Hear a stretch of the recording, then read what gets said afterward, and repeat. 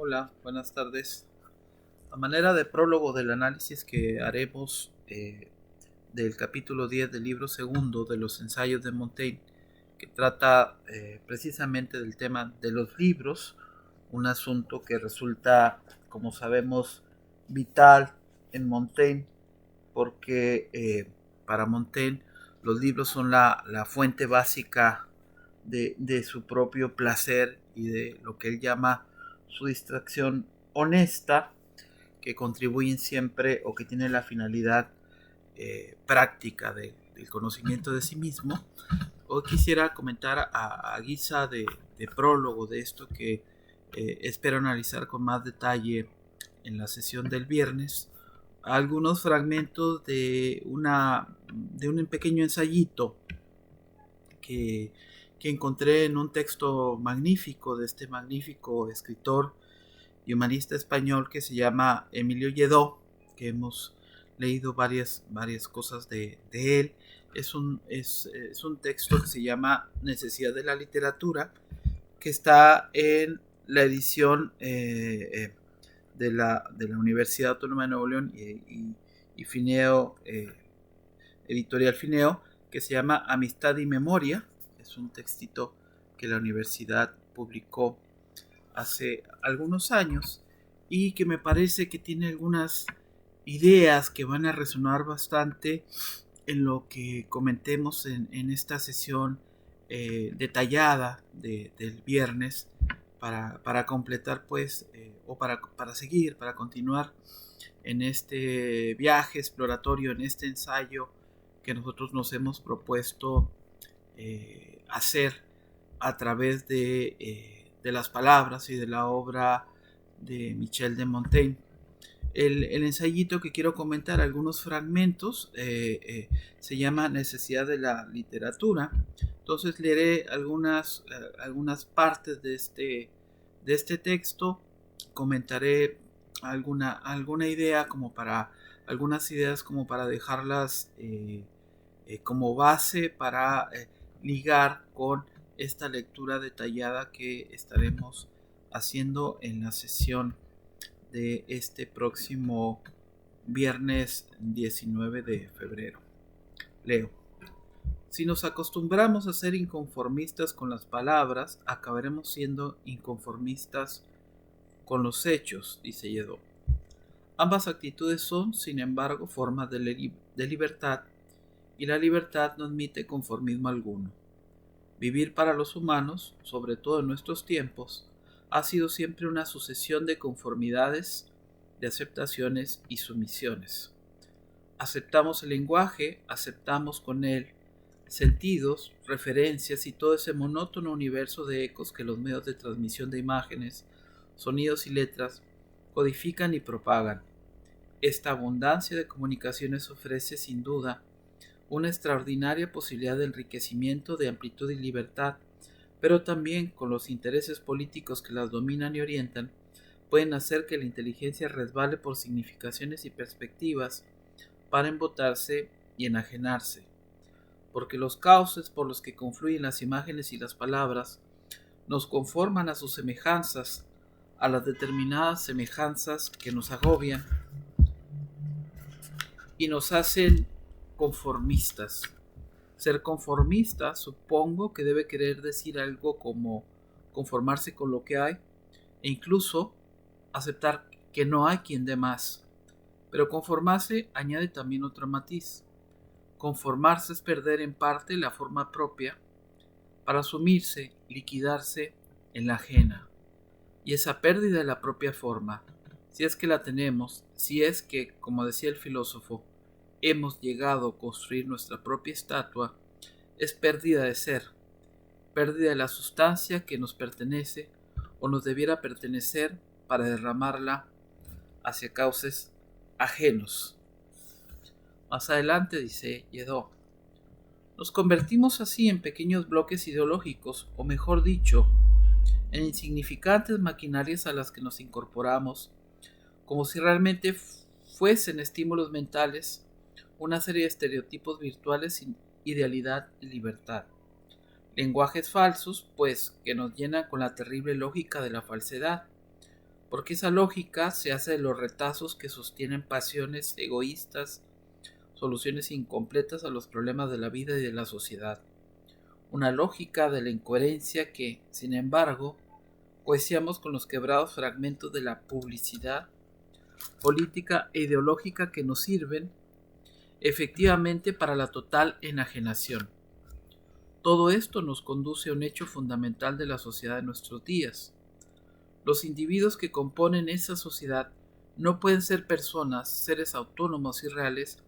si no tienen posibilidad de desarrollar su propio pensamiento, por muy modesto que sea, un pensamiento que solo se nutre de libertad. La lectura, los libros, son el más asombroso principio de libertad y fraternidad, un horizonte de alegría, de luz reflejada y escudriñadora, nos deja presentir la salvación,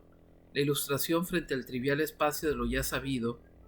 de las aberraciones mentales a las que acoplamos el inmenso andamiaje de noticias, siempre las mismas, porque es siempre el mismo nuestro apelmazado cerebro. Los libros nos dan más y nos dan otra cosa. En el silencio y la escritura cuyas líneas nos hablan, suena otra voz distinta y renovadora. En las letras de la literatura entera en nosotros un mundo que, sin su compañía, jamás habríamos llegado a descubrir. Uno de los prodigios más asombrosos de la vida humana,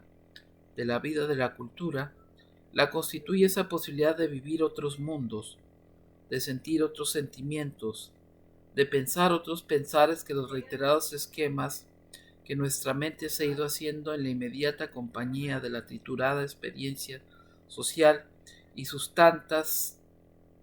veces pobres y desrazonados saberes. La literatura no es sólo principio y origen de libertad intelectual, sino que ella misma es un universo de idealidad libre, un territorio de la infinita posibilidad. Los libros son puertas que nadie podría cerrarnos jamás a pesar de todas las censuras. Solo una censura sería realmente peligrosa, aquella que inconscientemente nos impusiéramos a nosotros mismos, porque hubiéramos perdido en la sociedad de los andamiajes y los grupos mentales la pasión por entender la felicidad hacia el saber. Toda verdadera liberación, todo goce de vivir y de sentir empieza en nuestra mente, y esa mente, parte ideal de nuestro cuerpo en la prodigiosa red de sus neuronas, requiere también alimentación y sustento. Las palabras son la sustancia de que la inteligencia se nutre, y esas palabras vienen engarzadas en la original sintaxis de la literatura. Un mundo hecho lenguaje, argumentado y construido desde un infinito espacio donde todo el decir, todo el sentir es posible. Pero un mundo, además, que en su soledad, en su maravillosa inocencia y libertad, ya nadie manipula, nadie tergiversa, nadie puede ya falsear y alterar. Las palabras de la obra literaria están libres también de todo compromiso con los latidos del presente, con los desgarros de la pragmacia, con las insinuaciones del oportunismo y de la doblez, pero al mismo tiempo nos comprometen con un modo más hermoso, quiero decir, de formas más claras, con el mundo ideal de los sueños en su múltiple, dispara idealidad de sus inacabables propuestas. La literatura nos enseña a mirar mejor este mundo de las cosas, aún no bien dichas, esos contornos históricos inmediatos de los balbuceos políticos, de los apaños para justificar el egoísmo envilecido, de las trampas para conformarnos a vivir con la desesperanza de lo que hoy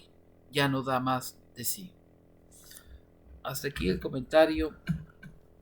de este pequeño ensayito de Lledó que invito por supuesto a leer,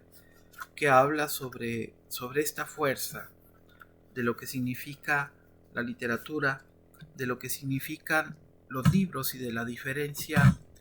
que establecen, sobre todo si hablamos de este valor de los libros clásicos en nuestra vida, del modo en que nos pueden ayudar a superar este marco limitado de las ideas a las que nos invitan ahora la estandarización y la hegemonización de las formas comunicativas a través de estas tecnologías contemporáneas de la comunicación, del empobrecimiento del lenguaje. Esta invitación que nos hace la literatura para construir nuevos sentidos y nuevos caminos que nos conecten con nosotros mismos. Ese mismo sentido, creo yo, es el que se halla en el contexto del pensamiento de Montaigne, en el siglo de Montaigne, en esta relación que tiene Montaigne, escritor, con sus clásicos, con la función que tiene la lectura de esos clásicos para Montaigne, con esa vía de conocimiento de uno mismo y de recuperación de uno mismo, de ese mundo que siempre complejo, que siempre complicado, que siempre de alguna manera que nos lleva a estar ajenos a nosotros mismos, se renueva o es capaz de renovarse a partir de lo que pueden significar las palabras, el lenguaje, el enriquecimiento que da este lenguaje a nuestra propia existencia, en este esteticismo, de alguna manera, a que nos lleva la reflexión que somos capaces de ser a partir de este encuentro con las palabras del otro y de los otros, de lo humano que se encuentra presente en la literatura. En la sesión de este viernes daremos detalles, haremos esta exploración de este capítulo, el libro décimo del libro segundo, del capítulo 10 sobre los libros, y estaremos hablando pues del carácter de esta lectura que hace Montaigne en torno a sus autores favoritos, de los géneros que lee con más frecuencia, de las perspectivas filosóficas que asume, del didactismo que encuentra en los libros y del divertimento que también, de la parte del goce y del placer que se encuentran en la lectura solitaria, reflexiva, siempre que siempre da pie pues para el comentario, para la reseña, que luego testimonialmente van quedando en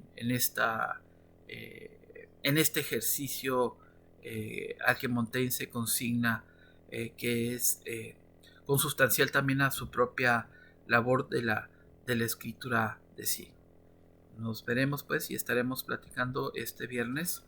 sobre este libro décimo este capítulo décimo de los libros del libro segundo de los ensayos de Montaigne.